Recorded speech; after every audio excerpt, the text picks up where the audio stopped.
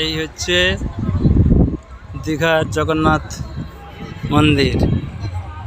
এই দীঘার জগন্নাথ মন্দিরের অপরূপ মনোহর অপরূপ লাইটের কারিকার্য। এমনইভাবে লাইটের কারিকার্য না দেখলে অনুভূতি করা যায় না, এত লাইটের কারিকার্য। সামনে পদ্ম ফুলের বাগান,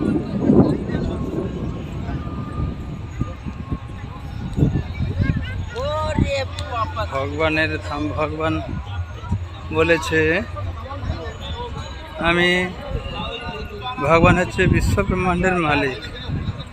তো ভগবানের কাছে কোনো কিছুর অভাব নেই। ভগবান বলছে আমার কাছে সব কিছু আছে, একটা জিনিস আমার কাছে নেই, সেটা হলো দুঃখটা আমার কাছে নেই গো। দুঃখটা ছাড়া আর সব কিছু আমার কাছে রয়েছে। হরে কৃষ্ণ।